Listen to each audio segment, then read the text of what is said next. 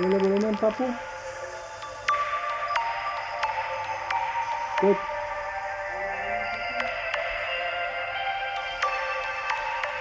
What is going on, guys?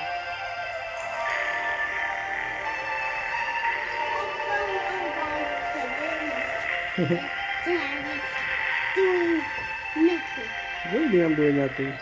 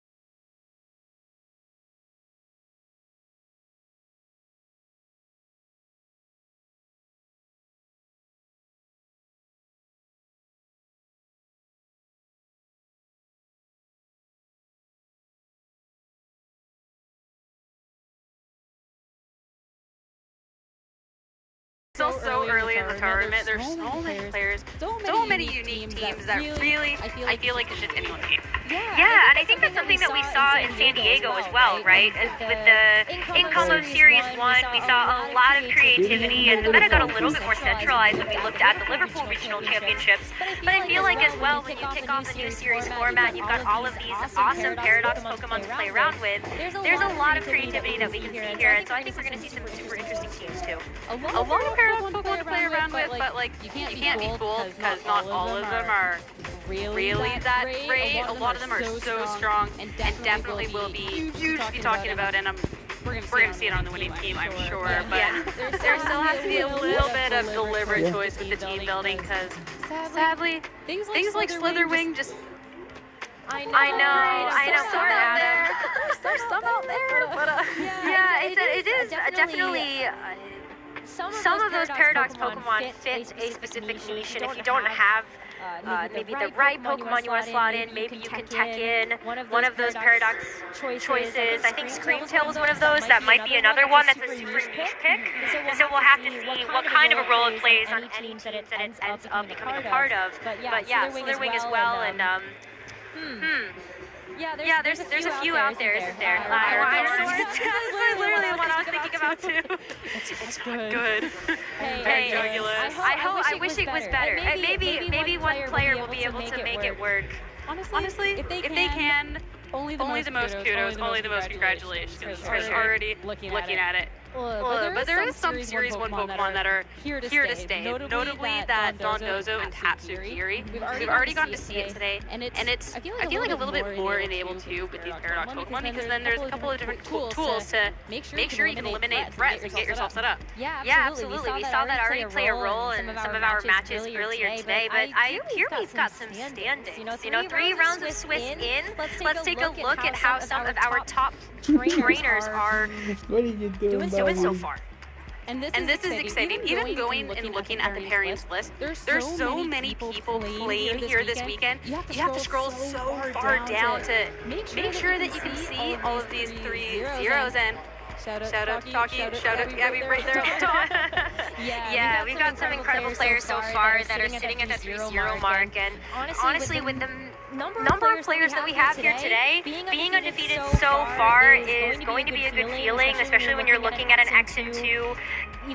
Well, X and 1 for sure, but X and 2 also looking at making that top cut for tomorrow. A couple other names on here: Colin Hire, Adrian Hurley, David Mancuso, another player that's been around for a while. So we've got a lot of veteran VGC players making an appearance in the top 16 so far. And in fact, we have like at least 80 players right now that are sitting at an undefeated record of 3-0. And you were saying that you just feel a little more comfortable or feel a little bit better. I think it's more so you need to be getting off to this great start. Sure, you can go for, X and 1 and then make your way back up. But with how big these tournaments are getting, to be able to ensure that you're getting a spot into top cut, it is more important now than ever to make sure that you're getting those wins that you need. Also, the other thing, you don't want to get into those bottom tables and be facing off against this one person who brought Slitherwing that maybe took a couple losses, but all of a sudden is going to absolutely kick your butt. Like, you don't want to go into those teams that you know business going up against. Yeah, it's definitely tough when you see the number of players that are here. I think the level of variance that you get in terms of the teams that you face definitely is greater. The one thing too with team building is that you can't tech for everything. You can't kind of prepare for every single matchup. So maybe it is the surprise Slitherwing that takes you by surprise. Hey, I wouldn't be opposed to that, but I think that's another thing that's really fun with Series 1, with Series 2, and even competing at San Diego, being able to see this in effect is the fact that everything is still so new and there's so many players that you can prep as much as you want. There is still going to be a variance of surprise or randomness that is out there in the field because you can't prep against everything. Whether it's something that you're just going to have to take the loss because you only have 6 Pokemon, 4 moves on each, you can't prep for everything, or whether it's something that you never even thought you were going up against, so you didn't even think about trying to make sure you win it, and then you're like, oh, wait a second, I don't have an answer to this. Well, I mean, we even saw that though from the final game, the final match in San Diego. Chisok Lee being able to win with that Poison Terra Garganacle was kind of unique because really looking at ground type attacks being the only thing that can hit that super effectively. And if you don't have that available, maybe the Garchomp has gotten knocked out, or maybe the Dondozo doesn't have Earthquake, you're really hankering for answers that you just don't have available on your team. Yeah, because there definitely were those answers, quote unquote, out there. I mean, Garchomp definitely saw some great usage, and being in a great speed tier, having that stab Earthquake is just insane. But that's the thing with those Pokemon that you do get to bring forward to a battle. You can make sure that you're having a check, having an answer to that, take care of those problems to your end game, and then just coast easily from there. Yeah, for sure. I think we're going to see a lot more of that as we get into some of our later matches as well. You just might not have an answer for everything, even like looking matchups that I save it for later for cards I might need. So earlier today against Control, I saved it until the very end to grab the switching card I needed to win the game. So against like the slower matchups, I decided to hold it. But against fast-paced matchups, it's really nice to get set up very fast. So I hold it. I often use it early then. So you do factor that into your strategy. Wow, that's really cool. That's awesome. I mean, you played the deck super well. So I mean, even though you said you're like, I didn't really have much for them with it, but it's working out so far. That's awesome. Is there any like MVP in the deck that you've had so far? I mean, Duraludon is kind of straightforward, but as far as today, your match. Seeing how much of a role even just like getting the leads right can really play into a match, and if you're not able to pivot out of that sticky situation, it's possible that that's going to be your downfall for that. 7 or 3 seems pretty good, but they do have more than 3 Pokemon, and one of them may surprise you as they're running a Gliscor, a Lantern, a Spinda. Yes, that is a Spinda. It has a pattern to it. It's kind of cool. A Trevenant, a Medicham, and a Skarmory versus Frankie T52's team, who we've seen on stream already, with the Purified Sableye, Altaria, Azumarill, Medicham, Stunfisk, and Registeel. And I mean, don't get me wrong, I think Spinda's a very cute Pokemon. I think that the shiny just has a very lovely green to it, which is something that's very rare for shiny Pokemon.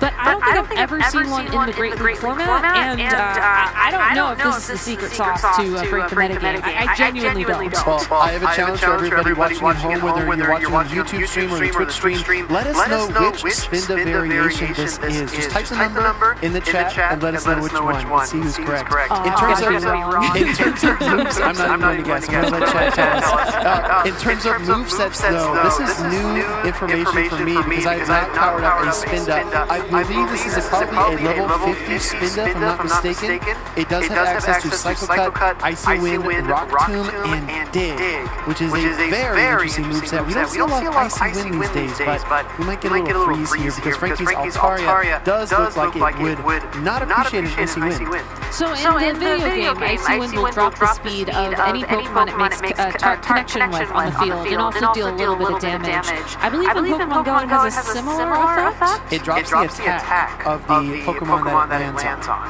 So that makes sense, as attack really is based off of speed in this game, as it's tied to how quickly you can tap the screen. But hey, we got a Spinda, a best buddy Spinda out against a Sableye, which is not the right league, but Altaria comes in and the Spinda's still here, so maybe we will see some Icy Winds after all. And look at this best buddy Spinda going straight for the Icy Wind against a Dragon and Flying type Pokemon, and the super effective damage takes about 60% of Altaria's HP. And what's amazing to me is that Free is actually staying in this matchup against the Altaria. I wonder what he's thinking.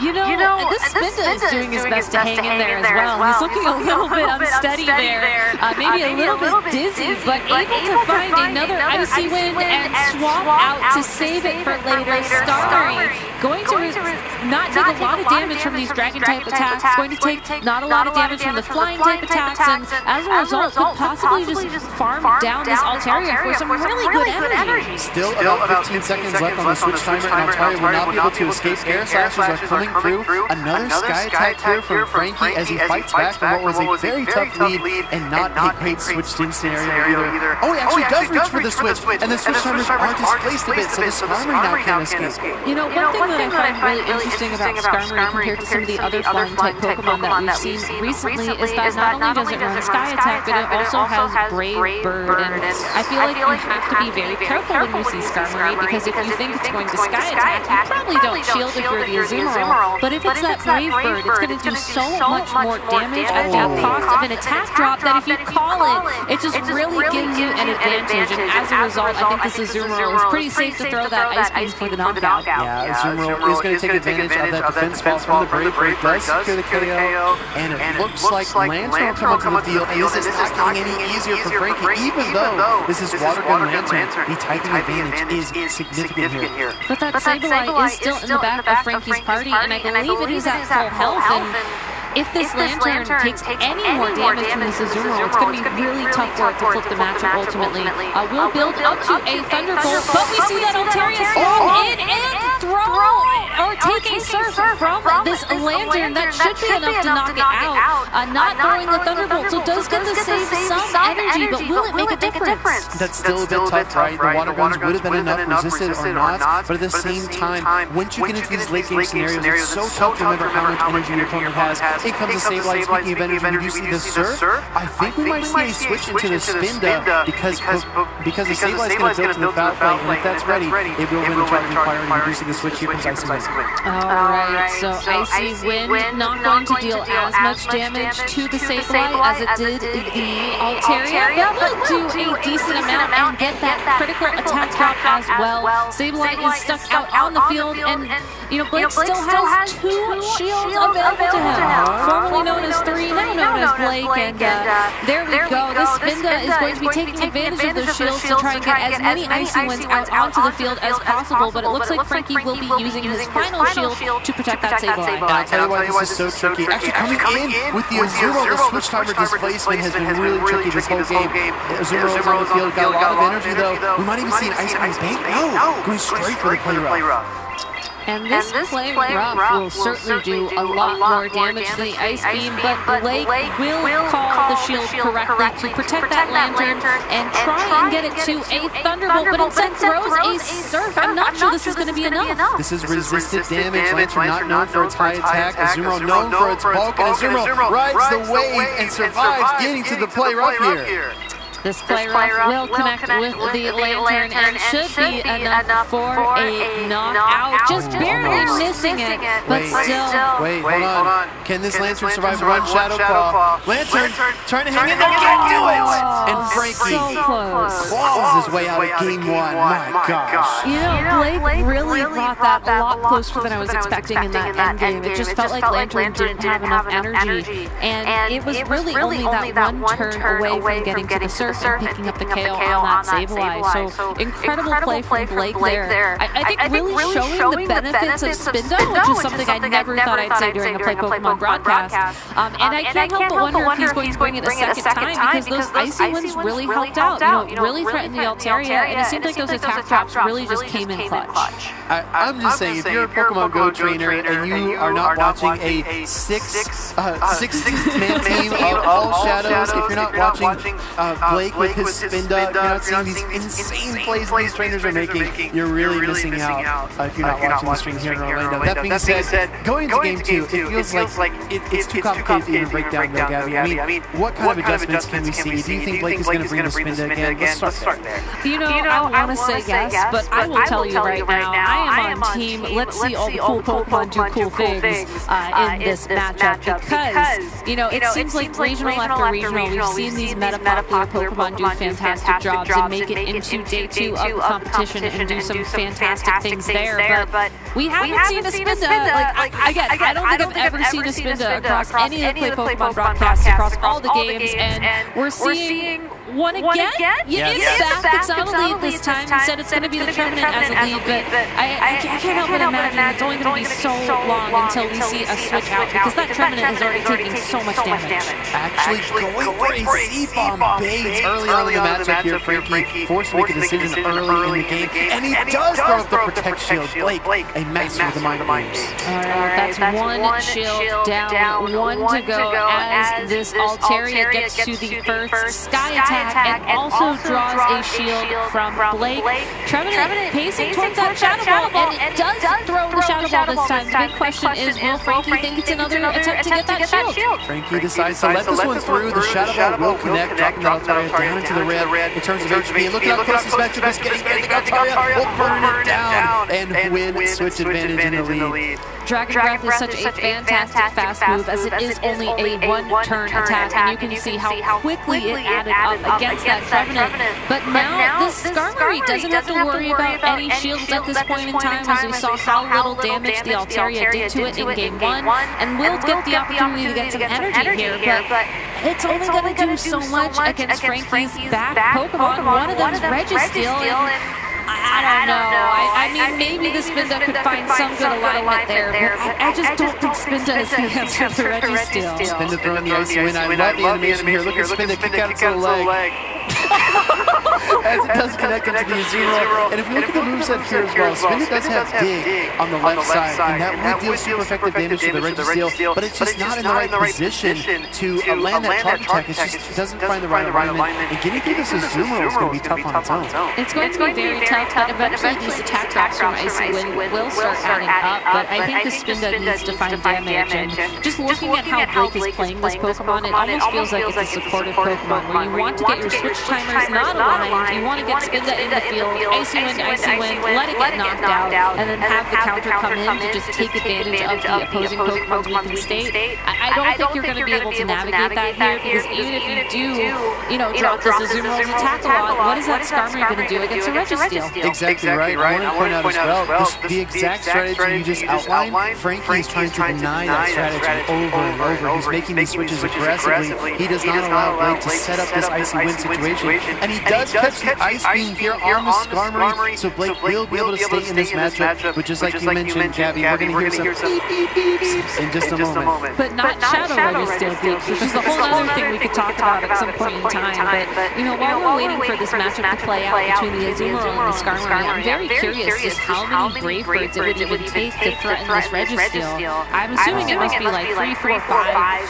6. Yeah, well, even in a tough matchup, Frankie just made it even harder, catching a Sky Attack onto his Registeel. He's already at the Zap Cannon, and here comes the high voltage. Skarmory has no Protect Shields remaining, and Zap Cannon will connect. I hope that we get to see the Spinda try and throw a dig against this Registeel, because, I want to see how much damage this is going to do. Me too. I really hope Frankie lets this connect, because I don't think it's going to be enough for a knockout, as it's not, same type attack used to, but just look at that. That's a 3-hit knockout. That is a lot of damage from the dig, going for the Icy Wind here possibly, but the Spinda cannot spin up a victory here. Frankie getting to the Focus Blast, and Registeel is going to knock the Spinda back into its Pokeball. Frankie also punching his way into Group C Winners Finals, which means he's only one match win away from moving on to Day 2 of the competition. Don't worry for all you Spinda fans at home.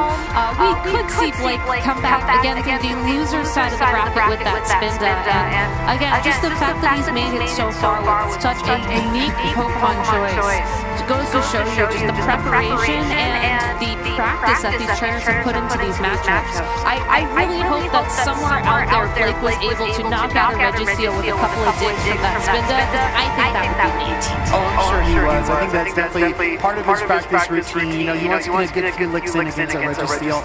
We talked about this earlier on. A lot of these trainers have these meta teams. They have a lot of meta picks, whether it be Umbreon, Blaine, Stunfisk, Medicham, Trevenant, Noctowl. We've seen the list of the 12. But you always have to be prepared for that one-off pick, that one strange Dunsparce that appears, the one Spinda that we now have to account for. I mean, you have to be able to weather any storm, and I think that's what really makes a champion. So Frankie, very impressive here, being able to handle that curveball that Spinda tossed out. See what I did there? I like that. And if you are also looking to get cool Spinda pattern in the future, I believe the Valentine's Day is coming up soon event, because Valentine's Day is just a couple of weeks away. And I know they release the heart pattern Spinda every year around Valentine's Day. And every year I say to myself, I will go out, I will get research, and I will find a shiny. Has not happened yet. Will I have the determination? To be determined. But it is a really unique Pokemon, and it's one of the easier events to encounter them, because otherwise you really have to search for the research with the correct spawn. Yes, and I think as well, sometimes you might get Spinda through research tasks. You do have to throw a series of curveballs in a row in order to unlock that encounter. So when these events come around, you really do need to maximize them, get out. And we saw that Spinda was actually level 50, Gabby, which means 296 XL Spinda candies. my head's spinning just thinking about that. I wonder how far he had to walk to get those candies. I'm assuming that's a... Or stumble. Or stumble, yeah. Fair point. I mean, I'm still trying to walk enough distance with my Lickitung personally, so I feel the pain. I feel the stumbling pain. Of course. I just wanted to mention as well, a lot of the times when you get that odd curveball at a regional championship, the trainers adapt, they adjust, right? And I think you pointed it out so well, so eloquently, how that icy wind setup was a key part of Blake's strategy. He wanted to icy wind, he wanted to bog you down with those attack drops, make you feel stuck, and then just kind of come in with a Pokemon like Starmie in Game 1 and gather a bunch of additional energy and just try to get further and further ahead. But Frankie adapted pretty quickly to that. He did not allow that strategy to happen. We saw kind of a, not a lazy, more of a lackadaisical switching pattern from Blake. He was letting his spin to stay in. About 30 seconds in, he pulled the switch, but we saw his opponent Frankie just reaching for the switch immediately, just trying to reset the table and get rid of that icy wind debuff, shake off the shivers.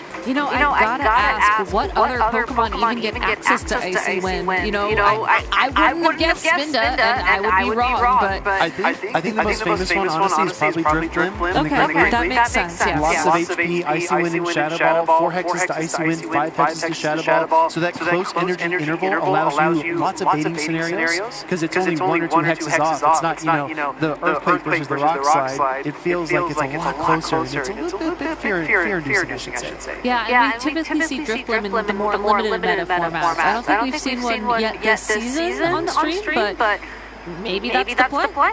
Yeah, Drifblim would be fun. It's got a lot of HP. Do you ever try to walk on the Drifblim with Registeel? Oh no, don't do it. Don't try that. Because that's a normal type attack into a double resistance because it is that ghost and normal interaction that's unique to Pokemon Go.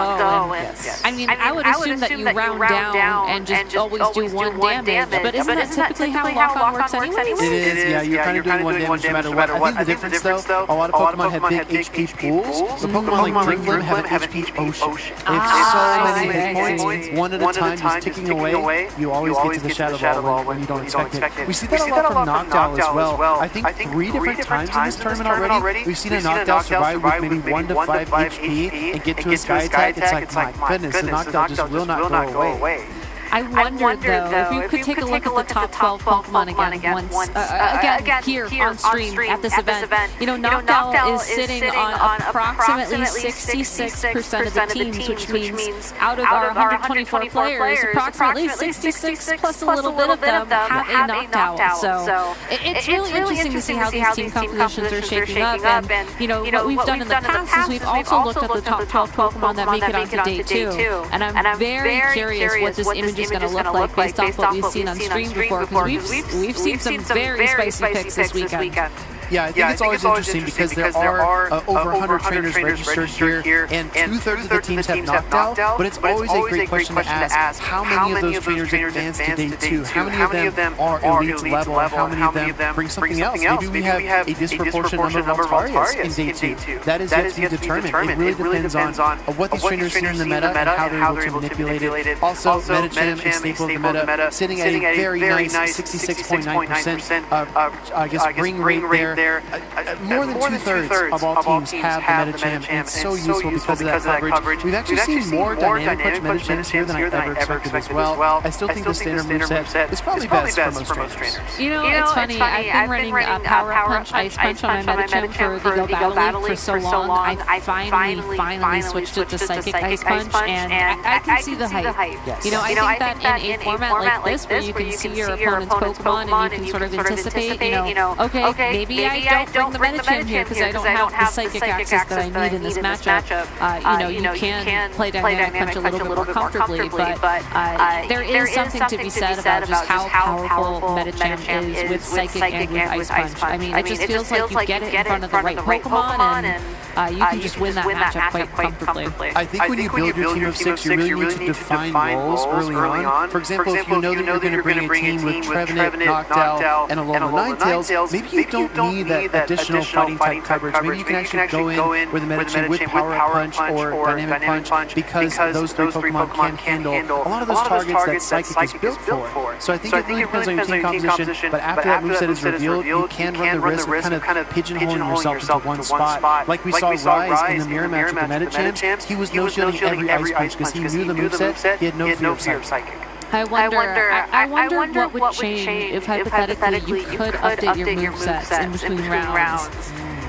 I don't know, something to think about a little bit, because it's really, we're really seeing that, I think, this weekend. You know, we're seeing a lot of this come down to, well, Azumarill has Hydro Pump, Azumarill has Play Rough, and for these two trainers, you know, maybe they have some interesting movesets as well. We won't take a look at that quite yet, as they are still getting situated on the stage, but it does make you wonder, like, how much the game changes when you have the Pokemon with the right move versus you have a Pokemon with a movement for a different situation. Well, it's always the rule with Azumarill that you don't have the move you really need. Right? You can run X-Men, Play Rough, you can run Play Rough or Hydro Pump, and that one time you encounter a Shadow Gliscor, you do not have Ice Beam. The one time you encounter an Obstacle Sableye team, whoops, Hydro Pump, Ice Beam, no Play Rough. It always tends to happen that way, so you kind of have to make the most of the cards that you have in your deck at the time.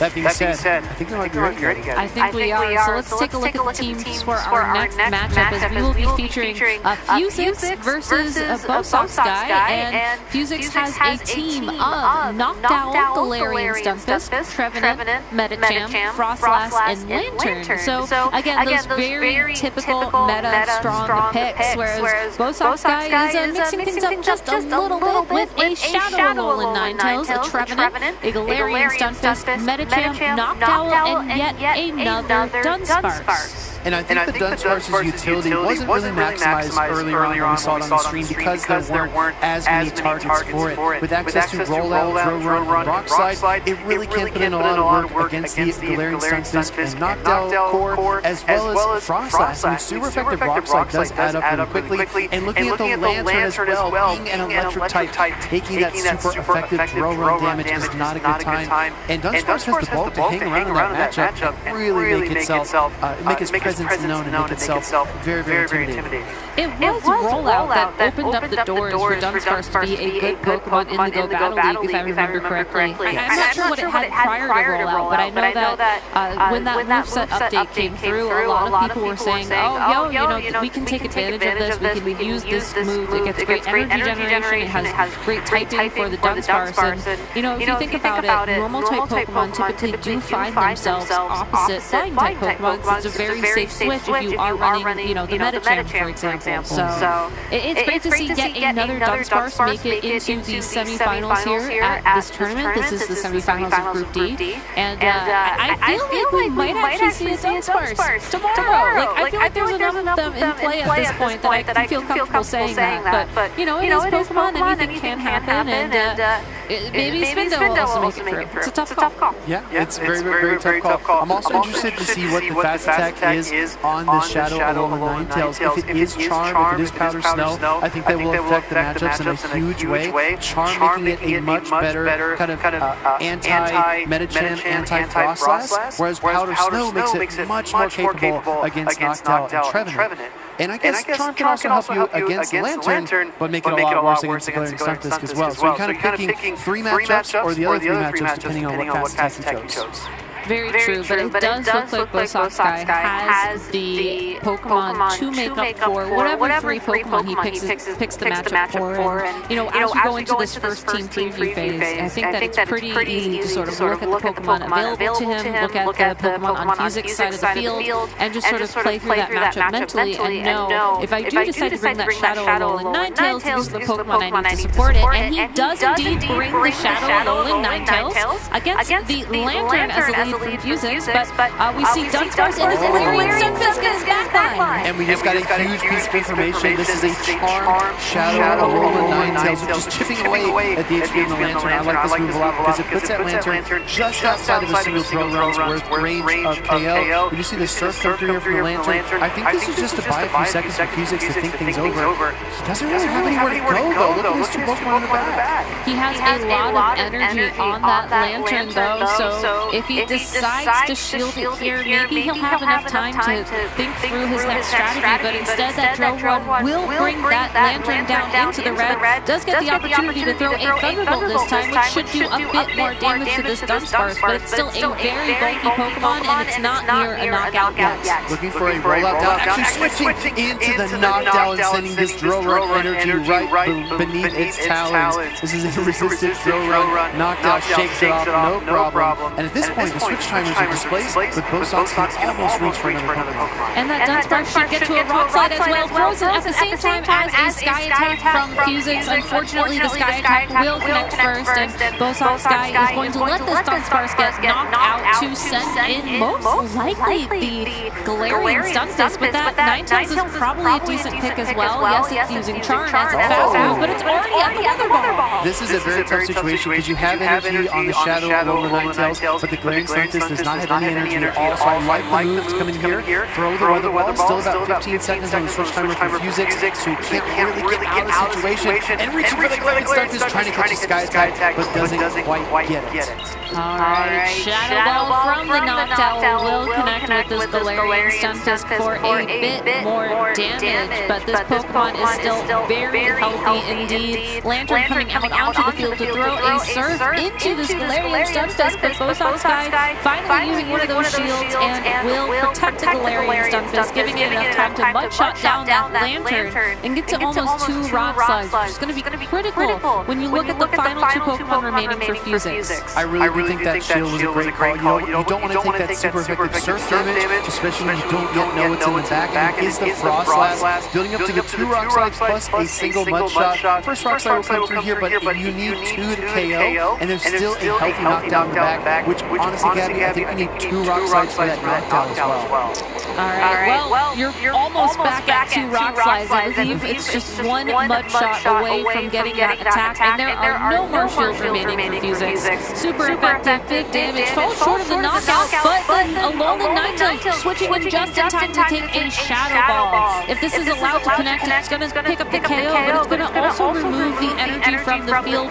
for that Frost Blast, which should make this a bit easier for the Galarian Stunfisk to pick up the remaining KOs. That was really a turning point for Bosox Sky. He had to choose which one of his 2 Pokemon was going to be the one that took him to victory, and he chooses the Galarian Stunfisk. Going for the Shadow Ball here, 1 protects your remaining Frost Blast, has a lot of energy, you got to weigh relative damages, and he shields the Shadow Ball. Gonna look for a big Mud Shot now, this is going to be very close. Alright, Mud Shot is doing the absolute minimum amount of damage to that Noctowl, but does find the KO and throws the Rock Slide immediately upon that Frost Blast returning. Though it does look like that Galarian Stunfisk has 2 Rock Slides. Could be good information for us. Could have possibly thrown a Rock Slide a second earlier and not risk the Mud Shot down. Yeah, very tough situation to be in for his opponent Fusix, but Bosox Sky takes game 1 off of the back of his Dunsparce and Galarian Stunfisk backline. This is important information, right? We did see that Charmed, Shadow, Alolan, Ninetales. My gosh, what a mouthful. And if you look at these Pokemon on Fusix's team,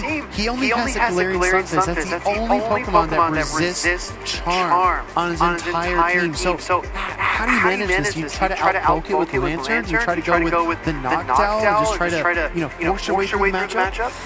I think it's a really tough call because it felt like in Game 1, Fusix did try to use that Noctowl to outbulk the Shadow Alolan Ninetales, but in the end it just wasn't able to do that. Certainly you could adjust to that Galarian Stunfisk, but then you have to worry about the Dunsparce and the Galarian Stunfisk on your opponent's side of the field. You know, one of those Pokemon, sure, maybe you can power through, but 2, both with access to ground-type charge moves, makes it a very tough matchup indeed. And as much as I would love to see Fusix, just go with these consistent picks and just try to go for the alignment, I think he needs to try and make a bit of a deeper read at the team preview phase, so that way he has the tools available to navigate once he starts the game. I don't think he had those tools in Game 1. Well, if you look at the team compositions, there are also so many different ways to attack. We saw Bosox Sky go with the Charm, Alolan Ninetales, and 2 Pokemon we could counter in the back. So if there was a Medicham lead, that Charm, Alolan Ninetales would have been poised to really kind of control advantage, but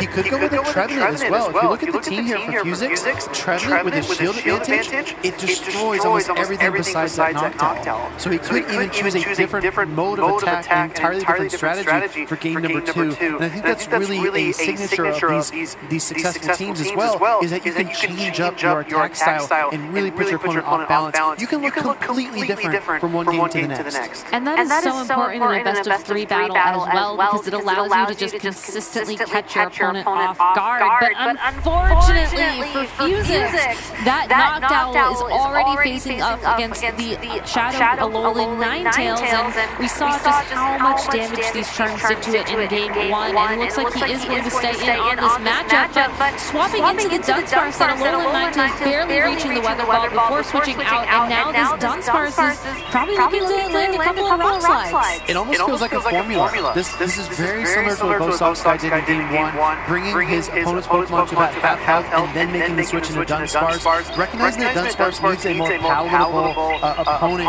in order to secure the KOs quickly, otherwise he needs to land 2 charge attacks. Second Sky Set comes through there, and Noctowl really flexing its wings and going to ruffle some feathers here if it's able to upset this Dunsparce. That rock slide will not connect with the Noctowl, but it's already at a second one to throw, and will get to throw that attack. And Fusix has to make a very tough choice here if he wants to go 2 shields in on his first Pokemon. He does not, but that Noctowl is able to survive and has the Sky attack remaining already. Bosox Sky hasn't gone for a single shield yet, but I don't think you can use it when your Dunsparce is already at such low health. And look at this Noctowl, it's very low in terms of HP. Is it too risky to bring in the Glaring Stunfisk, or do you just go with the safe take and Shadow Alolan Ninetales? He's going to go with the ladder and does Charm Down for the KO. Now this Shadow Alolan Ninetales has a bit of a tough spot as it will find its alignment against the Galarian Stunfisk. But I guess to Bosox Sky's benefit, the fact that there is also an Ice type in the back of Fusix's party means that these Galarian Stunfisk are really stuck in this matchup, and Bosox Sky does have the shield advantage. Yeah, we see the same shield there on the Earthquake. A lot of trainers are very aggressive. They try to sneak that Earthquake beneath those 2 protections, and a catch of the Earthquake onto the Frostlass. This is not going to ultimately change how this game is going, but it's a start. It's a start, as that is an Earthquake that is not into the Galarian Stunfisk, and that is Fusix's best answer to the Pokemon that Bosox Sky has. Now that the Frostlass is out on the field, the Galarian Stunfisk will start using these Rock Slides, as it is still super effective damage, it's less energy, and what I'm very curious now is just how these Earthquakes are going to line up, because it does look like by making that switch, Fusix has the energy advantage now, and we'll get to the next Earthquake first. Bosox calling 2 for 2 on the Earthquakes. Great position to be in, but he's now out of Protect Shields, and he is going to see if Fusix takes the bait. Does he call his bluff? All his cards on the table, and he does call it! Very well played by Fusix there, and Bosox Sky has to play this game very carefully now. Tries to catch an Earthquake on the Shadow Alolan Ninetales, but will not catch it. Weather Ball from this Pokemon is going to do a decent amount of damage to this Galarian Stunfisk, and honestly, I know Weather Ball might even seal the deal, but there just isn't that energy available, and Fusix is more than free to use Rock Slide to try and pick up the KO. Hangs on! But I don't think it's going to get to a second charge move, as the Rock Slide is there, but I don't know if he has enough energy left for the Galarian Stunfisk. I think he had to commit. I think he had to commit there to the Mudshot down, throwing the Rock Slide here means you're a little bit behind on energy. Can he still get to the Earthquake? No! Going for the Rock Slide here from Bosox Sky. It won't take much more than this. First Rock Slide will get shielding, but he's got another one here in just a second. Alright, we're going to get a couple of turns here, and it's the Rock Slide, and it's thrown. It looks like Fusix just needed one more turn to get to that Earthquake for the knockout, but instead, Bosox Sky picking up the KO with a not very effective attack, punching his way into the Group D Winners Finals 2-0.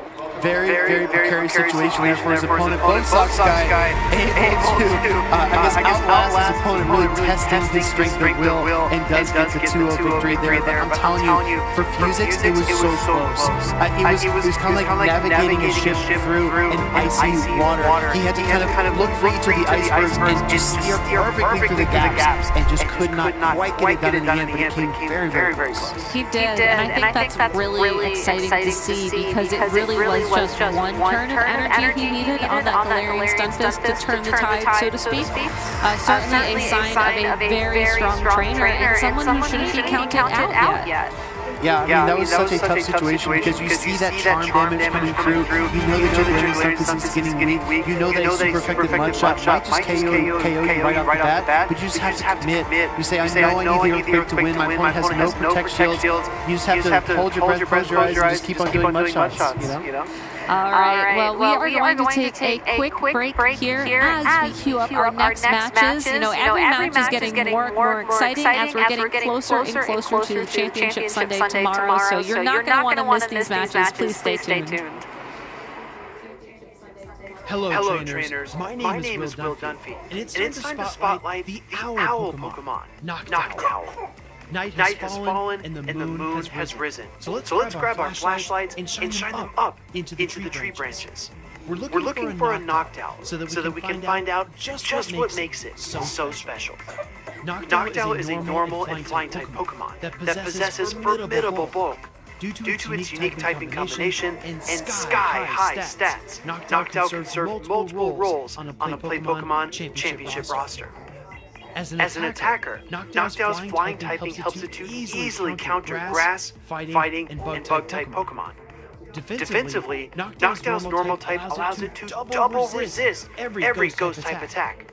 Noctowl's optimal fast attack is Wing Attack. Noctowl flaps its powerful wings to deal flying-type damage to its opponents while quickly generating energy for its own charge attacks. Noctowl has access to several charge attacks, including Sky Attack, Psychic, Nightshade, and Shadow Ball.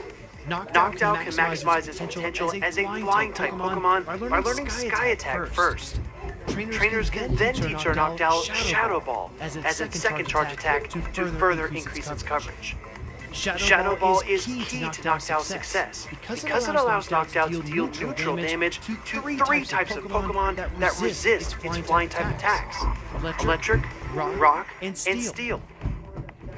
Our Pokedex tells us that Noctowl never fails to catch its prey, even in the dimmest of light.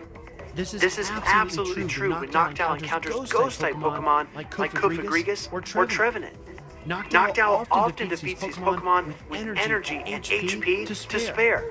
Noctowl's normal typing causes it to take neutral damage from fighting-type attacks, so trainers will need to approach their matchups against Pokemon like Medicham and Scrafty very carefully. This team composition supports Noctowl very well. Alolan Ninetales, Noctowl, Trevenant, Obstagoon, Galarian Stunfisk, and Swampert. Noctowl's weaknesses to Electric and Rock-type Pokemon are well covered by the ground types Galarian Stunfisk and Swampert, as well as Trevenant. Rock Slide from Galarian Stunfisk and Counter from Obstagoon also help defeat Ice-type opponents. Noctowl quietly flew into the Play Pokemon Championship Series meta, but has made an enormous impact. If you see a wild Hoothoot on your own Pokemon adventures, make sure to throw a Pokeball at it and evolve it into a Noctowl. It could become a member of your championship team.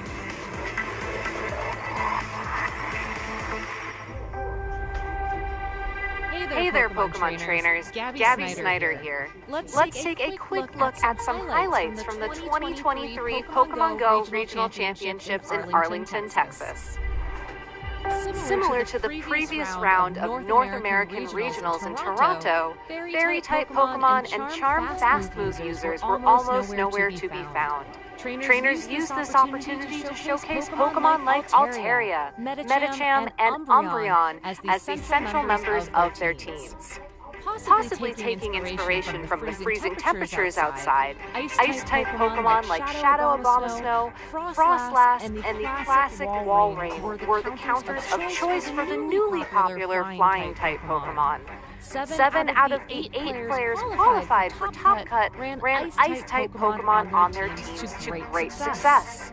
Over 100 players showed up to compete in the last event of 2022 and their chance to qualify for the World Championships this summer in Yokohama, Japan. The top 8 players standing at the end of the first day of competition were a mix of hometown heroes from Texas and previous qualifiers for the World Championships.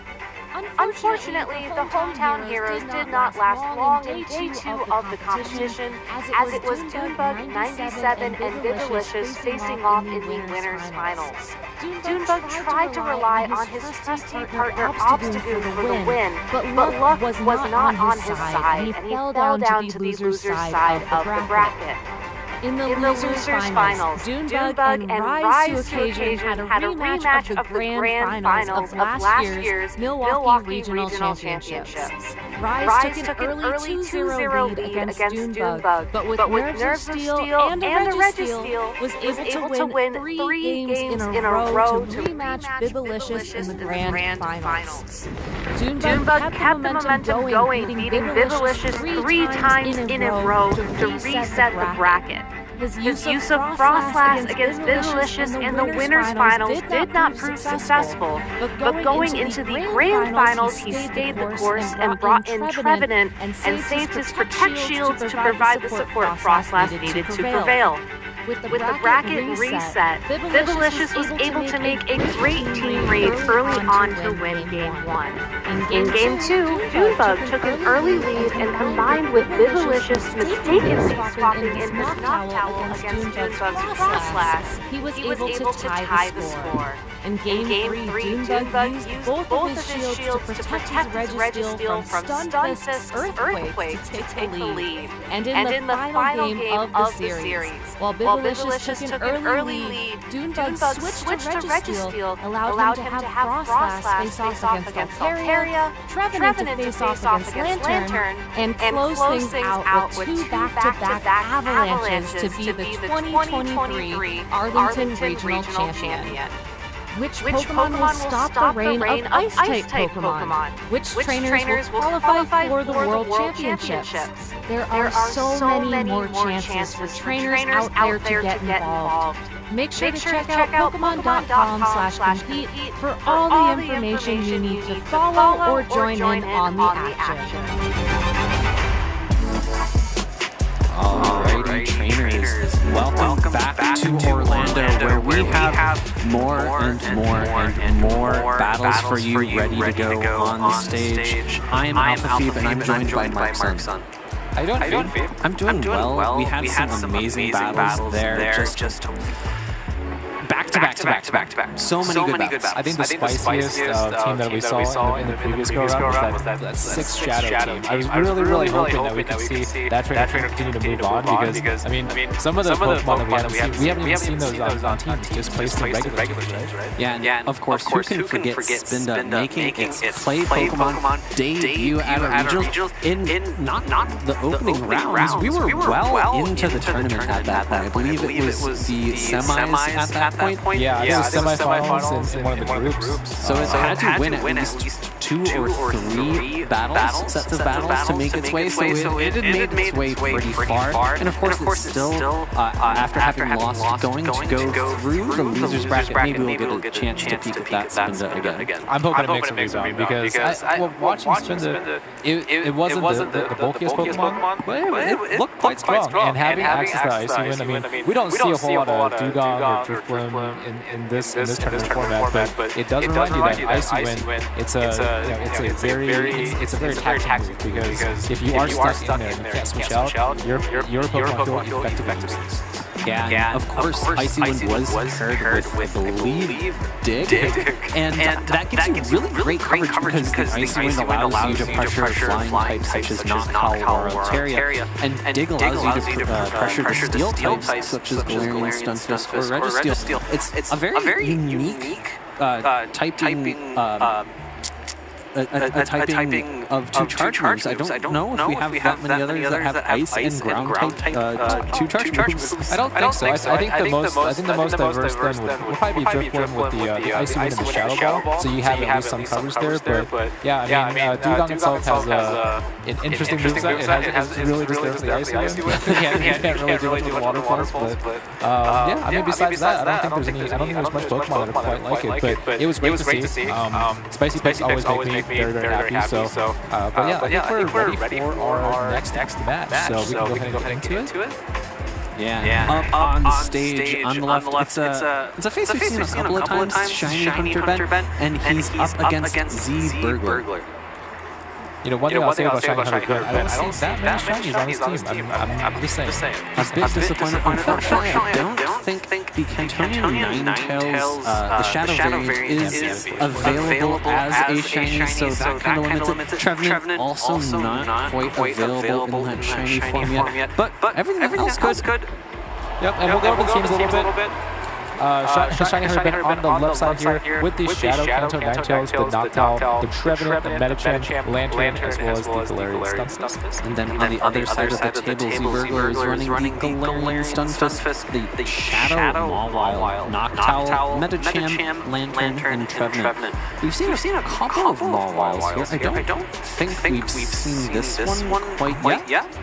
Yeah, I think we've had Z on this run before, but unfortunately we did not see the Mawile in action. So what its moveset is still a mystery to us. I mean, we kind of have to do some different ones, but you know, I'm more used to seeing the Fire Flame Power Up kind of ramp up style. But I think you mentioned that there's another configuration that you can potentially run. Yeah, of course. With the addition of the fast move of Fairy Wind, Mawile having access to it, it's able to charge to the heavier hitting, higher costing charge moves that it has, such as Iron Head or I'm sorry, Play Rough. I almost said Moonblast, but it's Play Rough. A lot quicker, and it provides a different kind of archetype of a Pokemon that you can play. With Fire Fang, as you mentioned, it kind of builds up, ramps up damage, and kind of forces its way through Pokemon, whereas you have to really be wary of when you use shields against the Fairy Wind variant.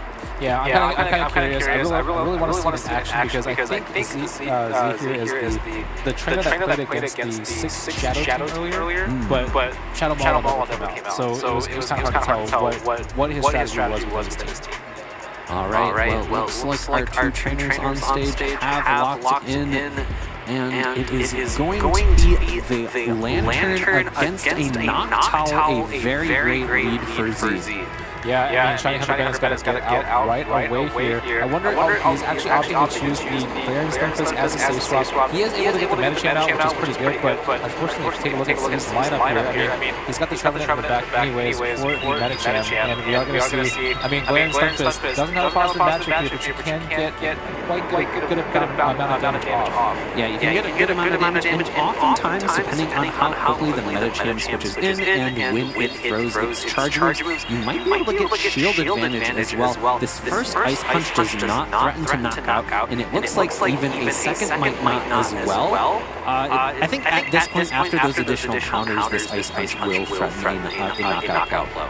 Yeah, but Shiny Hunter Ben going to let this one go here, and the Galarian Stunfisk does go down. You are right, because just by a sliver of health, probably it's going to be able to feint. And I'm guessing we'll be able to see Noctowl come in here, farm this down, and then you're going to have at least a little bit of energy to throw at this Lantern that's coming back in. But it is probably going to sustain an Ice Punch, unless Z decides to go for the Psychic here. I mean, as we talked before, if you have energy and you want to throw a stab move at a Noctowl, Psychic is not a bad choice here. It does almost half yeah, that is a good chunk of damage. No defense drop and an immediate switch into the Medicham, which is going to be met by the Trevenant. A bit of an unfortunate backline for Shiny Hunter Ben. The Trevenant was lying in wait to hard counter this Medicham. And Z-Burglar he's going to go for the C-Bomb here, just because he knows the Shadow Ball is going to one-shot here. If you go for the C-Bomb, you can potentially farm down and bring some more energy into the next matchup. Not that it would matter too much against the Noctowl. And I think Shiny Hunter Ben kind of accepting his fate right here. He will be moving with the Noctowl, but I mean, at this point, even the Shadow Balls are going to really hurt the Noctowl. But it looks like Shiny Hunter Ben has gone to using those shows in this match. Yeah, I think both of our trainers on stage have recognized the disparity in the teams remaining. The Shadow Claw down after the Shadow Claw, the Shadow Ball, excuse me. All fast moves and charge moves there being double resisted. It looks like the 2 trainers on stage might also know each other, as that was not just a base friendship interaction that we saw there. So maybe a little bit of fun between 2 people who know each other well. Yeah, so kind of going back to the drawing board right there. I mean, Noctowl definitely a little bit of a liability against the Brewers team, at least with the Galarian Stunfisk and the Lantern right there. I think maybe Ben was trying to make it that I think we're going to have a double anti-fire back instead of a Lantern in the lead, but yeah, that's a very tough one to come back from. Yeah, and I think we're probably going to see a bit of a switch in terms of team composition from Shiny Hunter Ben to maybe try to play around those tougher matchups, maybe bring something that has a little more neutral play. Of course, Galarian Stunfisk was the safe swap in game number 1, and it was hard countered by that Medicham. Maybe respecting the Medicham a little bit more and bringing in a slightly different safe swap. Unfortunately for Ben there, one of his other best safe swaps, the Cantonian Ninetales Shadow variant, it's not as safe when there's a Lantern on the field. Yeah, that is a very tough one. I mean, Kanto Ninetales does theoretically have access to a Solar Beam if it would like. However, it would take quite a bit to charge up right there. And I think it's not nearly as lasting as the Shadow Charizard would be. I think it can live maybe one serve. But that's really about the extent that it can do. So yeah, this is kind of tough here. And kind of goes back to our conversation earlier about not having a lift anymore.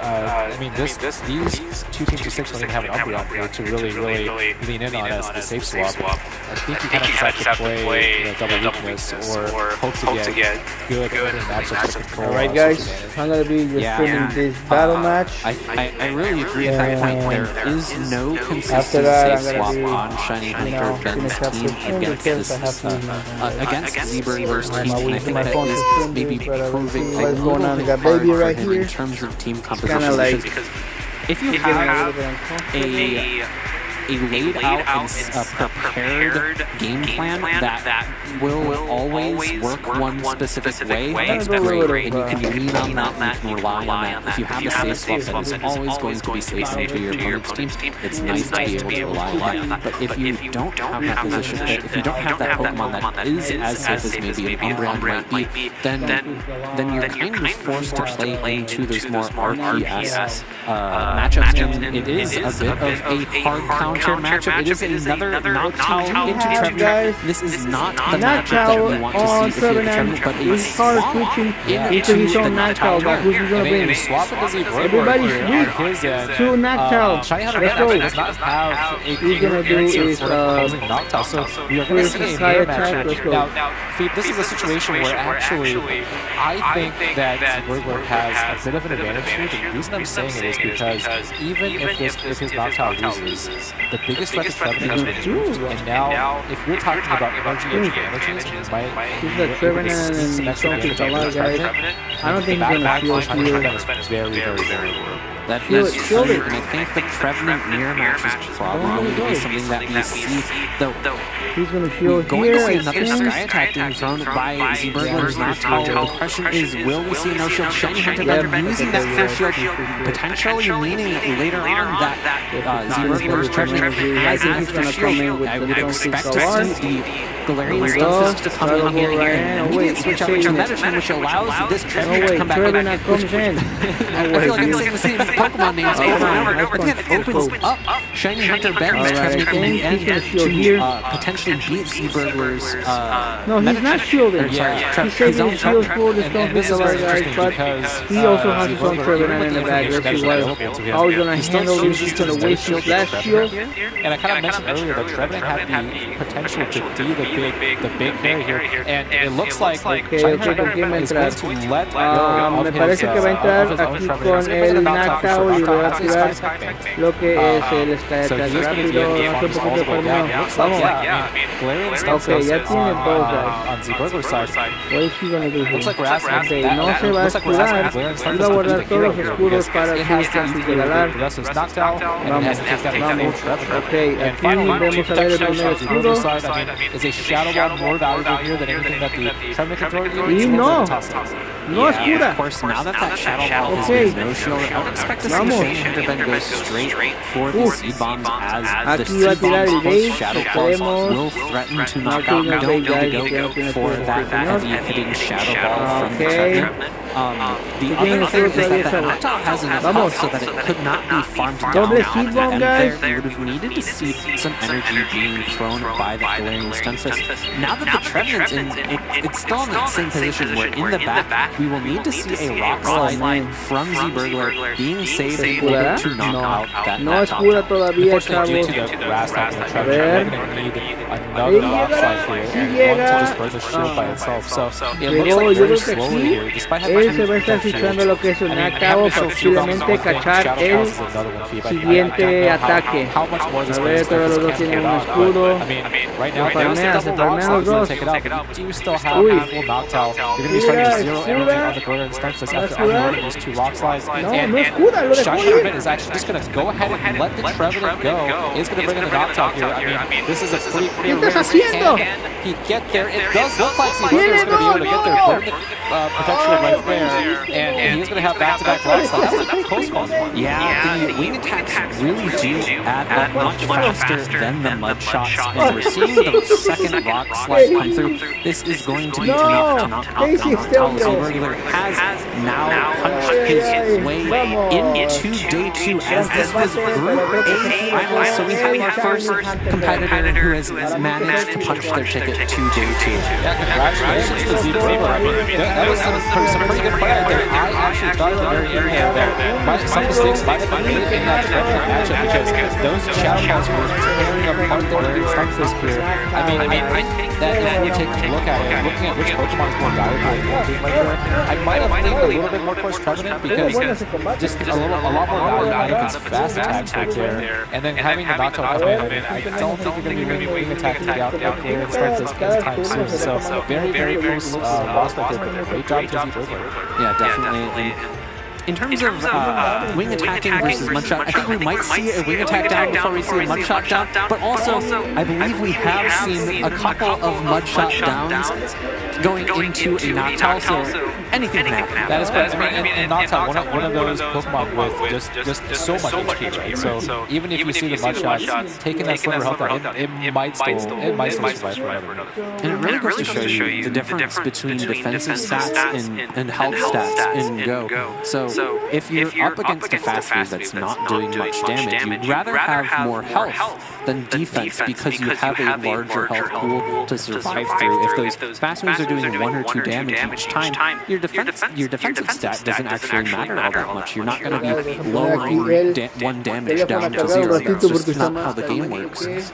But if you have a few more health as opposed to a few more defensive stat points, you're able to survive 1 or 2 more mud shots or lock-ons, what have you. Yeah, and it's a common trait of all of the top Pokemon, right? They all have, I mean, they're all going to have very favorable health pools in those situations. Again, leading to some of these very close farm down scenarios that we see. Yeah, and we will be continuing on our march through the different finals of the tournament. We're going to be moving into Group B finals. We'll have those players set up on the stage for you shortly. So Mark, if you had punched your ticket from day 1 into day 2, so you just finally won your group's finals and you knew you were prepared for the next day, how might you do some preparing for going into day 2? It's interesting. I mean, well, you're definitely going to be able to see the bracket, and you're going to be able to see who comes out here into day 2. I mean, I would probably start running through those scenarios if I can, and just mentally prepare for, hey, here are some potential teams that my opponent might throw at me. Think about those so you don't get blindsided, right? I mean, a lot of these teams that we've seen today, we've kind of gone on both sides of the spectrum. We've seen these like full meta 6. I know all these scenarios and how to handle it, no big deal. And then you show up and it's like, well, here's a 6 Shadow team. Here's a Focus Blast Mew. Yeah, here's a Focus Blast Mew, right? So yeah, I would definitely, you know, if I was playing or getting ready for day 2, I mean, take a look around and see what the teams look like today. Every regional has had a different atmosphere. So I mean, you see a lot of these players out here today that have come to Orlando. Every single regional, you know, no two metas look alike. So you know, we haven't seen the full picture even as us casters, and we've seen some great spicy picks, but the overall picture, we don't have those analytics yet. So I'm also very curious to see Pokemon that have been very popular today during the main event, and then how many of those Pokemon kind of you know, get to day 2, right? Because that composition is different. Sometimes you have a really good performing Pokemon, but it's not top 8 quality yet. I think that's a really great point that you bring up, the difference between day 1 prep and day 2. So day 1, you can go back to other tournaments, so Liverpool or San Diego, and kind of look at the top meta Pokemon and prepare for those. But when you're going into day 2, you know who you're likely going to be going up against depending on how you ended your first day, and you can prepare for those specific teams because at that point they've all been revealed, and you can kind of think a little more intricately about exactly what kind of lines you want to play, whereas like day 1, you don't necessarily know who you're going up against because the packet isn't out yet, so you have to kind of prepare much more broadly. So I think that's like a really interesting way to think about preparation because there's just so much that you can do. Yeah, and in day 1, what's interesting is you hop from event to event. It's like, is it overcorrection? Is it just enough correction?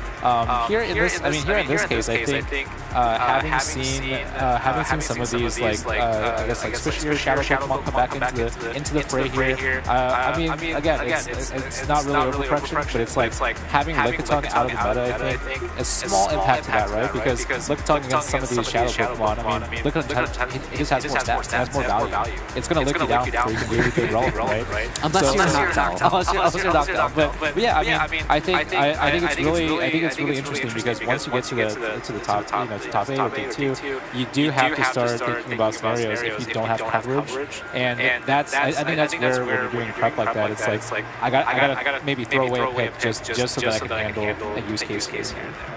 Alrighty, well, our trainers are ready on stage. Let's go from the broad view that we've been taking here and go to a little more specific view into these two trainers' teams. On the left, we have Frostfire 14 and going up against J-Mills on the right. Frostfire's team is Galarian, Stunfisk, Umbreon, Trevenant, Shadow Charizard, Medicham, and Lantern. And we do have J-Mills here with the Registeel, Azumarill, Trevenant, Galarian, Stunfisk, Noctowl, and Altaria.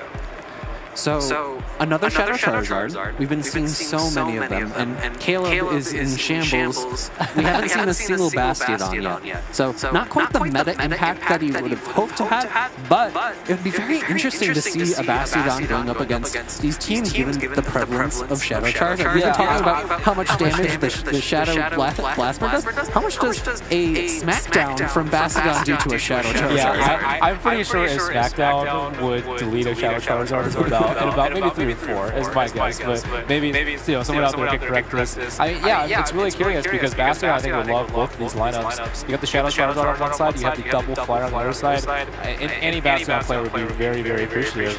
And yeah, J-Mills, we've shown him before, this double flyer strategy, you know, not sure if it's been the full contributor to his success here today, but having 2 flying tanks here definitely most likely contributed to success. Yeah, definitely.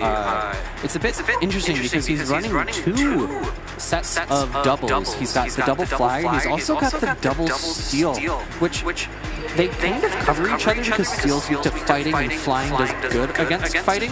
He's also got 2 other Pokemon that are really good against fighting types, Azumarill and Trevenant, so he's kind of built his team around actually keeping his Steel type safe with different other archetypes that cover for that fighting weakness. And it looks like our 2 battlers have locked in. We're ready to go into these Group B finals matches. It's going to be a Lantern versus Altaria. Yeah, and here we go. Altaria, despite being a flyer, does have this Dragon subtype here, so this is actually a closer matchup than we think here. Of course, Lantern going to be throwing out those neutral Thunderbolts here, while Altaria does have to build all the way up to that Moonblast. And Moonblast is going to do a good amount of neutral damage to that Lantern, although Altaria is not necessarily known for its attacks that it's going to be building up that residual damage with these Dragon Balls into the Galarian Stunfisk. We see the switch and then Azumarill to counter. And then, of course, another unique Azumarill moveset here to play with the Hydro Pump. I mean, this is going to be a double weakness back line. Once the Azumarill has been removed from the equation, we do have that Shadow Charizard in the back. Yeah, maybe a bit of a move to bait out the Azumarill, given that Shadow Charizard is going to be doing really well against that Altaria as well as the Registeel if it has shields given to it. I'd expect to see a no-shield here. The Hydro Pump's going to do a lot of damage. It knocks out the Galarian Stunfisk. In comes the Lantern, able to counter the Azumarill. Kind of like the team composition I was talking about earlier. Bait out the Azumarill and then have something that's very strong to the Azumarill in the front. Yeah, we'll have to see if the Charizard can actually answer the call to be able to sweep here. And it does look like Azumarill able to get that play off first. I mean, Frostfire going to be farming to 100 energy here, trying to get the most value that he can before here. And as we saw before, Thunderbolt from this health range is going to be able to knock out the Azumarill. And it does look like, you know, the two shielded Charizard. I mean, we talked about this scenario here earlier today. Shielded Charizards have been responsible for a high amount of KOs here. And unfortunately, we are going to see the Registeel come in. I mean, Zap Cannon, if it starts debuffing, I can kind of see how this might get a little bit out of hand here. But we are going to see straight Shadow Blast Burn. Let's see how much damage does Zap Cannon can actually do, both to the Charizard, but also to the attack step. The first Zap Cannon comes through.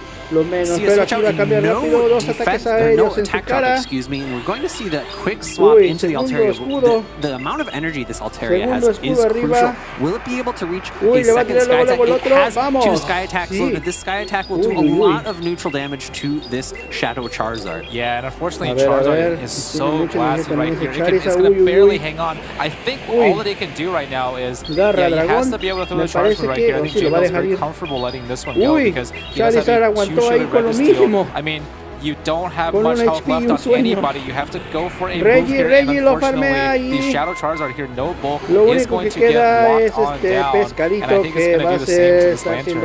A very unfortunate ending to Frostfire. GG's. Yeah, I think the crucial thing in that game was the amount of energy J Mills was able to have on that Altaria at the beginning of that match. Having the Lantern be unable to throw one of those Thunderbolts there meant that it was just so healthy later on in the game. It really wasn't threatened by that Charizard. Of course, Dragon Claw doing super effective damage, but it's not stab. It doesn't have that same type of attack bonus to give it that extra oomph. And I'm not sure one would have knocked out from that current health of that Altaria.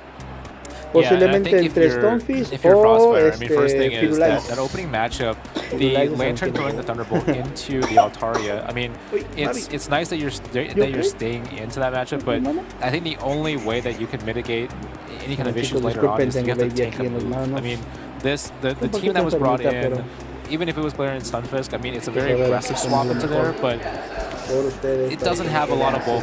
You have to get rid of some of this energy on the Altaria, and I mean, having double Sky Attack with a Registeel in the very back, I mean, J-Mills had a very commanding advantage there. Yeah, I think the crucial thing that happened was that we saw that final charge move go into that Lantern, and that Lantern was at basically 100 energy. If that Lantern had thrown a charge move into, I believe, the Azumarill before the Lantern, before the Azumarill had fainted, then the Lantern would have had a lot more health going into the end of that matchup.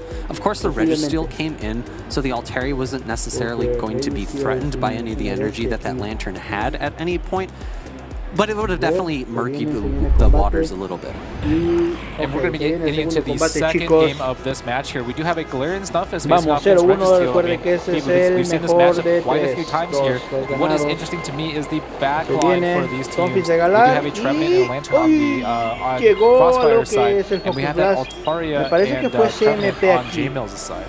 And it comes the first focus blast. It's going to be shielded, and the question, as always is in these matchups, is does a respective player bait? And we're going to see the rock slide come out here, and it is no shielded. That is incredibly good call by J-Mills.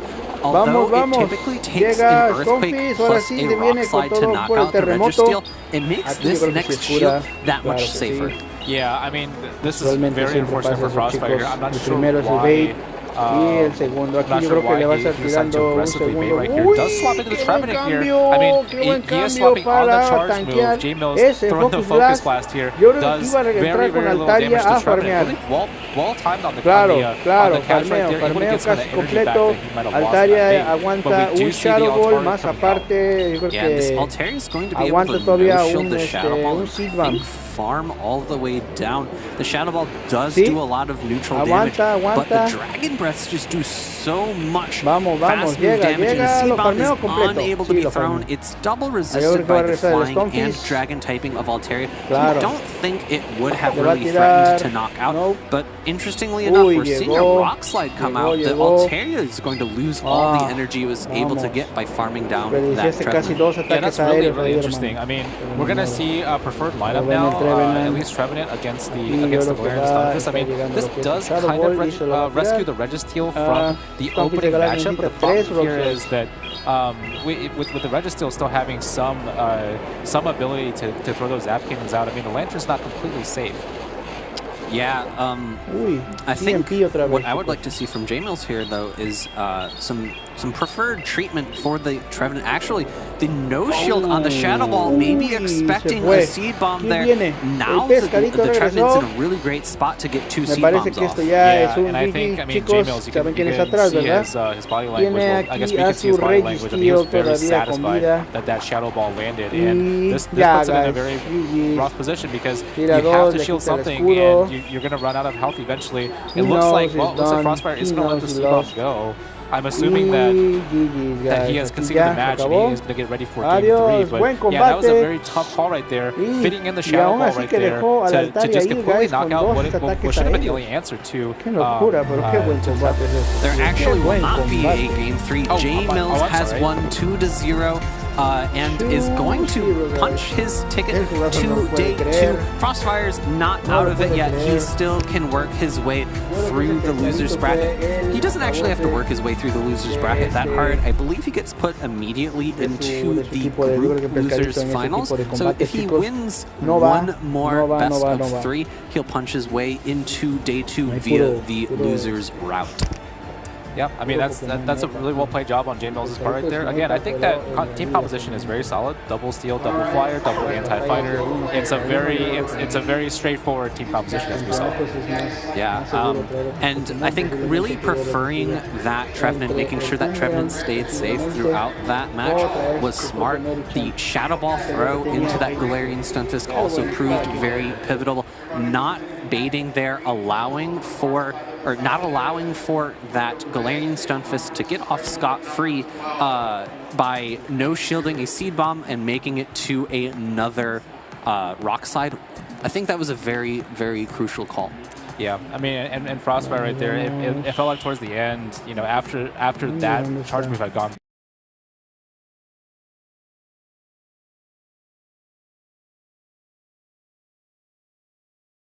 I mean, in some cases, you're not always going to hit those right calls, and unfortunately for Frostfire, that was his only lifeline right there, was to be able to have the Stunfisk.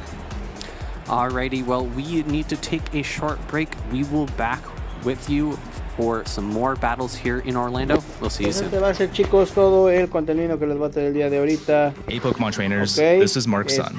Let's take a quick look at some highlights from the 2023 Pokemon Go Regional Championship in Toronto, Canada. The Season of Mythical Wishes brought new move changes to the meta, which elevated the already powerful Noctowl to must-have status for this weekend. With Charm nowhere to be seen in this competition, Umbreon joined Lickitung as the go-to bulky Pokemon of choice. Galarian Stunfisk showed up as the main anti-flyer. Medicham continued to be a premier steel counter, while Lantern's increased usage made some grass Pokemon relevant again. The first North American regional of the New Balance patch attracted over 100 players, including previous regional winners, to battle for 2 invitations to Yokohama.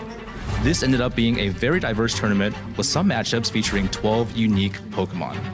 Day 2 featured a stacked top 8 bracket, as Wadaj looked unstoppable after coming in as the top seed. However, it was Magic Mason and Brown Baller's identical team of 6 that eventually led to his tournament exit. It's going to be the foul play here. Wadaj is going to concede this matchup here. Was on the edge this time, just kind of got stopped by the same team 2 times in a row. His only losses in this tournament was from that team. This team from Magic Mason and Brown Baller featured a core using Umbreon and Lantern, perhaps a new dominant meta pair as the 2 collided in the grand finals. Although Magic Mason had quickly taken care of Brown Baller in their earlier top 8 meeting, it was Brown Baller who would not only sweep the loser bracket to return to the finals, but also force a reset of the bracket. And there it is, Brown Baller just reset the grand finals bracket. Magic Mason would not be done, especially as he started to take control of the series with his Lantern. This is trouble, because there's not a good way to finish up this Medicham. It has no protection. No, there is a good way. There's a Thunderbolt banked, and I believe this is going to be enough not only to knock out the Medicham, but waste all the Brown Baller's energy. Oh, exactly. But the star of the show was his Galarian Stunfisk, hanging on with incredible energy management to clutch out the victory and secure his trip to Yokohama. This is not going to knock out the Galarian Stunfisk, and no swap, but it's a Rock Slide, and Magic Mason is going to become your Toronto Grand Champion. There are so many more chances for trainers out there to get involved. Make sure to check out Pokemon.com/compete for all the information you need to follow or join in on all the action. Welcome back, trainers, to the Orlando Regional Championship. It's been a thrilling event here, and I can't wait to get underway with even more battles. Beautiful weather, incredible battles. What's not to love here? Hey, wait. This isn't VG? No, this is Go. Oh. You're on the Go side now. Well, hey, everybody. I was trying to get to Area 0, and then I think I took like a left turn. Yeah, and it happens. You know, it happens to the best of us. Welcome in Rosemary Kelly, joining me here in the booth for some Pokemon Go matches. I'm really excited about this because I feel like you're going to bring a ton of insights here to Pokemon Go, and we're going to have a great time as well. So, yeah.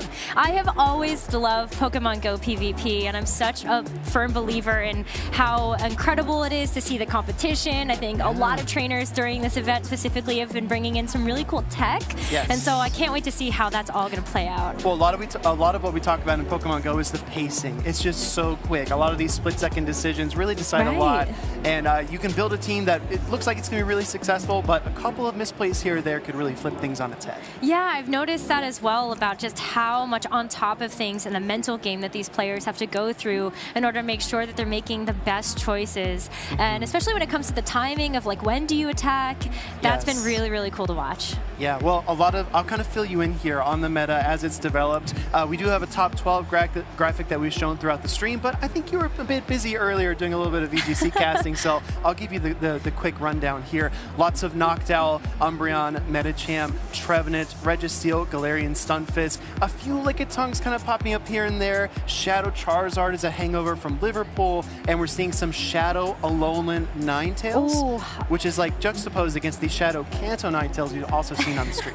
I think Shadow Alolan Ninetales is one of those awesome Pokemon that I've seen a lot of PvP players grind for, especially because that's coming back with the Go Rocket Grunts, and to see that, I'm personally looking for one myself, so let's see if I can get a little lucky there, but well, we'll get it. We'll get it this weekend. I'm still in the hunt. I think I fought 4 of these Shadow Vulpix Go Rocket Grunts, and none of them are fit for PvP. They get to like 1475 or 1468. It's like, it's not pretty close rough. enough. Not close enough. Yeah. That being said, I think we're ready on stage. Rose, let's cast some Pokemon Go battles. What do you say? I am so ready for this. Let's get it. All right, we have 2 trainers on the stage here. On the left side is DJRG17, and on the right side is Frankie. Rose, if you want to introduce us to this team here from DJRG, I can tell you this can be hard to say. It's going to be a little bit rough when you've got all those letters and numbers, but I also see some incredible Pokemon that are going to be on this team as well. Particularly what piques my interest is going to end up being, is that a Shadow Swampert I'm seeing? It's kind of hard to tell. Charizard. Look at that. Yeah, it's kind of hard to tell with all those Shadow Flames around it. But yeah, the Shadow Swampert, Shadow Charizard. We talked about Shadows really demanding a lot of Protect Shields, right? You have to protect those Pokemon because they have 20% less bulk. But having 2 on your team, they're going to be arguing, fighting over those shields. Yeah, absolutely. So I wonder if they're going to end up being brought together. Typically, when you see those Water and those Fire-type Pokemon, they add a lot of coverage, but you're not really seeing too many uses for it right now. When you're taking a look at Frankie's team, I see that Purified Sableye, which I know can be really impactful in these PvP matchups, but you're also seeing a lot of other great heavy hitters here for the Great League format, including that Registeel. Too bad maybe Shadow Registeel might not make an appearance here, but we're seeing the regular form. We do have the Medicham, the Altaria, and the Galarian Stunfisk. Double steal here for Frankie, really some heavy metal, and he's really leveraged that in a lot of his matchups. But the Charizard and the Swampert on the opposing side were already trouble for steal, but being a Shadow variant as well makes it really tough. Also, Rose, I've decided I'm just going to call our trainer on the left, DJ. Okay, I think that's the easiest thing to do, right? I think you're right about that. So we've got DJ and Frankie that are just getting ready to go into that very first game. And so when you're looking at picking 3 Pokemon for each team, what are the Pokemon that you have your eyes on for this first game? Yeah, well, I think you need to pay attention to what's on the field as much as what's not present on the field. Frankie doesn't have a Grass-type Pokemon on his team, which means that the Shadow Swampert might be a useful safe switch for him. It might appear in the lead, and I think that the Shadow Charizard also has some play. On the right side, though, Frankie's Azumarill looks key. Yeah, but we're going to end up seeing that Shadow Charizard hit the field right out of the gates here, and that Galarian Stunfisk across the way. So you're really looking at those charged attacks here from that Shadow Charizard, trying to do some damage here to that Stunfisk, but a nice switch into the Registeel now. Yeah, reaching for the Registeel, trying to catch a Rock Slide there, but it's going to get an Earthquake instead. We saw this in San Diego with Caleb Pang, willing to absorb these Earthquakes, so you need 2 of them to secure the knockout. Here comes a Medicham, though, going to try to counter all the way down. Wow, look at that. I mean, you can just fast attack here, and the Registeel is going to have to go for some type of attack, but are we going to see Frankie actually allow this attack to go through here? Does it look like those Protect Shields are going to be used? That's a huge Zap Cannon. No attack roll, though, and now the Medicham is loaded with energy. That's a great equalizer, right? Because you have the Charizard with the typing advantage, but with the Medicham's additional energy, it can really strike back with a potential Psychic. And this is where those Protect Shields are going to start to play a role, like you said. There is going to be that Shadow Swampert there in the back, whether or not Frankie knows it right away. So you have to use these Protect Shields very cautiously here. We're going to see 1 hit the field now. And we see the Charizard building up to a Dragon Claw throwing on the Charger priority. You do not want to go head-to-head with the Charizard. It will always get to strike first, and Dragon Claw will connect. It's going to be a nice knockout here onto that Medicham. So now Frankie's going to have to make a choice of whether to bring out that Stunfisk again, and it sounds like that caught you by surprise. It did, because this Charizard has a Blast Burn locked and loaded, ready to go. This is a terrible shield call, because if Frankie gets it right, he's going to benefit a lot, but oh my gosh, he does Protect Shield with the Blast Burn. That's going to be really helpful here for Frankie to be able to stay alive, and you're going to see another Rock-type attack come through here, which Charizard would be 4 times weak to, so you got to Protect Shield that away, but now DJ doesn't have any Protect Shields left. This is where the mid-game counting is so critical. Do you know if this is a Blast Burn or Dragon Claw? And does DJ know that the Rock Slide is just 1 shot away? Another Protect Shield from Frankie staying in the matchup. Okay, so now all of the Protect Shields are going to be off the table. You see the Altaria make an appearance in this game number 1, and Shadow Swampert as well on the other side, trying to go ahead and get up to that Sludge Wave quickly. A lot of Toxic Sludge is going to splash against this Altaria. A lot of damage coming through there, as it does drain about half of its HP. And you're seeing the Altaria get so quickly up to its attack itself there. And there's no Protect Shields remaining. Is this going to be enough to get the knockout here on the Swampert? Yeah, I don't think Shadow Swampert can withstand. It does get knocked out, and this is such a tricky, tedious situation because you don't want to allow the Sky Attack through, but you need energy. Shadow Charizard's all alone, and reaching the Charger priority on a 1-turn Dragon Breath is so incredible. Yeah, look at that. That was some really nice timing there coming in for that Shadow Charizard. That Dragon Claw going to be plenty to get the knockout, and the Galarian Stunfisk now making an appearance, but it's got a Charge Move ready to go. Yeah, Galarian Stunfisk kind of flopped out of its Pokeball, but it had a Rock Slide ready to go. Does KO that Shadow Charizard, and like you said, Rose, 4 times weak. Even a fully healthy Charizard would have just folded under that Rock Slide. I mean, especially looking at the Shadow too, that's just like an extra damage on top of that when you don't have the bulk to be able to withstand it, but that's going to be game 1 going over to Frankie. I really like the point you made about bulk. If you look at the team here as well, DJ with the Shadow Swampert and the Shadow Charizard, there wasn't a lot of muscle, a lot of he didn't have an ability to work through the tough matchups like the Altaria. Do you think we see a Registeel play here in game number 2, or maybe some Lickitung action? Maybe. I personally like Umbreon. Maybe it's because I really like the evolutions, okay? But I think that it might not have a place here, just looking at maybe the Azumarill on the other side. But I think that DJ, when you called out that when the Shadow Swampert and the Shadow Charizard, you saw that DJ was forced to use both of those Protect Shields really early to keep that Shadow Charizard alive. But then the Shadow Swampert kind of just got rolled over. It did, especially against the Altaria. I mean, when you're resisting the Hydro Cannons and your best tool is Sludge Wave, the Altaria is just so dominant with that Dragon Breath pressure. And I think Frankie might do the same thing again. Heading into game number 2, let's see what leads we get on the field. Do we get some Registeel? Let's find out. Oh, looks like right away we're going to see that Medicham and the Shadow Swampert here. So a little bit of a change-up, but we're going to have to see how this charges go as Hydro Cannon's ready to go from the Swampert, but it's going to be the Medicham first to punch. And that's the thing, right? The Shadow Swampert always gets to his charge attack so quickly, but it just cannot match the bulk of the Medicham. So you really need to invest in Protect Shield if you want to try to flip this matchup. Building to double Hydro Cannon's going to try to fire up both of them, I assume, and take a Protect Shield, but positionally, this is still a bit tough for DJ. I mean, he doesn't have a hard answer to Medicham. He's got Registeel and Lickitung in fact. Oh, that's going to be really rough if that Medicham is going to be able to stay alive. So another Hydro Cannon here to force out a Protect Shield on Frankie's side. At least you're getting one of those out of the way, but DJ's going to have to play another very defensive game here, as it's going to be Lickitung just trying to fast down this Medicham before Ice Punch or Psychic goes its way. Super effective Licks do pile on and deal some damage there, but the Medicham looking for a Psychic here. Will this trigger a defense fall? There's always a chance. Lickitung absorbs it, and it does not get a defense fall. Okay, well, still super effective fast attacks going that Lickitung's way, but now it's time for Altaria to shine, and Lickitung is ready for this.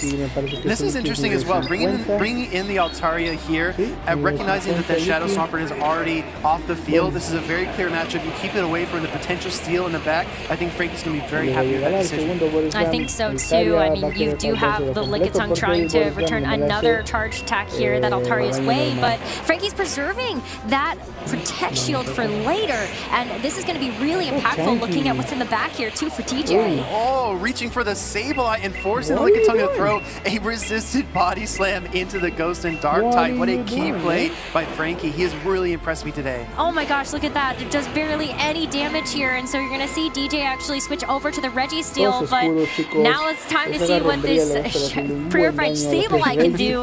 And it's not going to do anything now as the Foul Play goes into the Protect Shield. Yeah, I think the early Protect Shield is key here, because if you throw the Zap Cannon and get the debuff, then the next Foul Play and the one after that will do even less damage. So I think it's wise to throw the Protect Shield early, especially recognizing Registeel is basically your last Pokemon, and you're kind of in a tough spot here. Yeah, you're still going to end up seeing the block come through, but Sableye has just been able to charge up these attacks so quickly, so another Foul Play is ready to get fired off here, and it's going to force out that final Protect Shield here from DJ's Registeel. Trying to build up to another Zap Cannon. I think the Sableye is almost within Zap Cannon range, but he reaches the Foul Play, and this is so critical because the Altaria is still waiting in the back. We could see a switch immediately or to catch the Zap Cannon, and that could really throw a wrench into DJ's plans. Yeah, you're going to see that just the Altaria here getting the switch in. Doesn't look too good here for DJ. Moonblast is resistant, but it is the most efficient charge attack there against the Registeel, and the attack fall as well. Registeel gets hobbled even more. This is such a delicate situation, and going for the full Focus Blast damage, do we see a switch out to reset the debuff, or maybe a lock-on down? No way. There's no way he can do it. Oh my gosh, Registeel. It just can't hang.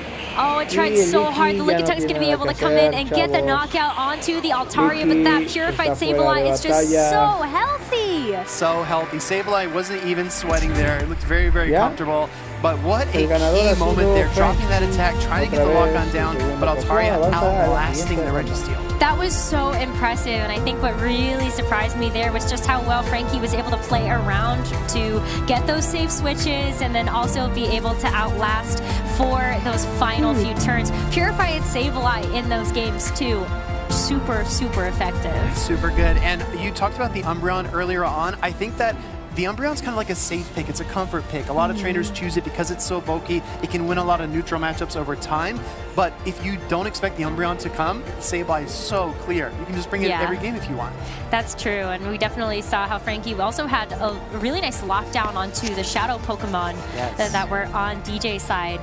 So even though we didn't see too many of them in that second game, I think it was telling how well Frankie forced out those Protect Shields too. Well, I feel like it's probably pretty similar in the VGC as well. You can have a team of 6 Pokemon, but they can look wildly different how you approach each matchup. If you key in on a certain Pokemon being your MVP, for example, we saw a DJ try to run the Charizard in game number 1. He's seen the closing power. It's so strong, especially up Protect Shields, but I guess Frankie just didn't allow him that kind of leeway. So when you move into game number 2, you change your approach, change your attack strategy, and unfortunately for DJ, it didn't pan out game 2 either. Yeah, I think that was just a case of maybe just not getting maybe the right Pokemon in, or just those Protect Shields they're limiting. Well, you have to. so much of it is about alignment as well, right? Because you want those coverage attacks, but Shadow Swampert in particular has really fallen a bit out of the meta because it doesn't have the same bulk as a lot of the Pokemon that are prominent now. So against the Medicham, we saw it had to shield an Ice Punch. Against the Altaria, it was kind of helpless. It threw the Sludge Wave, and that was great damage, but you have to get to another Sludge Wave, and by that time, Altaria's Sky Attack was already ready.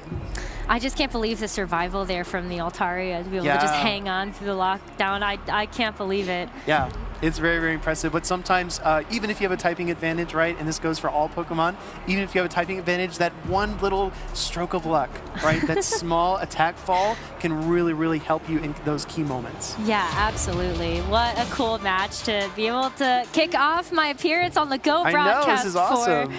I love it. I love that there's also such unique Pokemon choices here. Like, those are sometimes not Pokemon that we would see on the video game side, but it's also such a skillful game, and I've always loved that, getting a chance to commentate Go with you. It's super fast, right?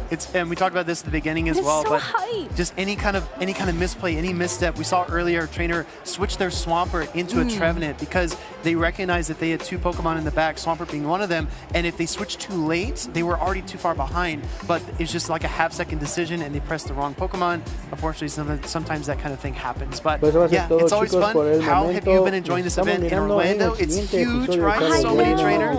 There's been so many trainers that this is the largest regional event for VG and TCG. And is it also the largest? En estos siguientes días, ¿verdad? Vamos rapidito a lo que es la aplicación de Pokémon y a ver qué tenemos aquí, chavos.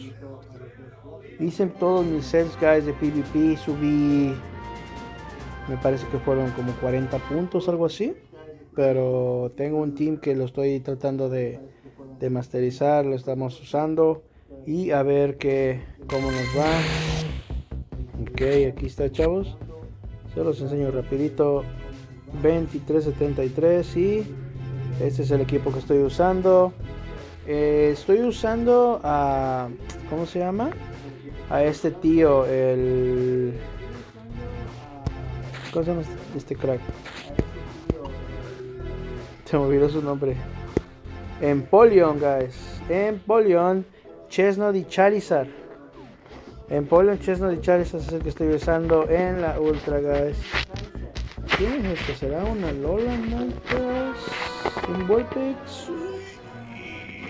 Estos son de fuego y tú eres... es rock and roll. Me parece que este es un Pokémon tipo normal, me parece. Es un tipo normal. ¿Será un Rattata o algo así? Más o menos.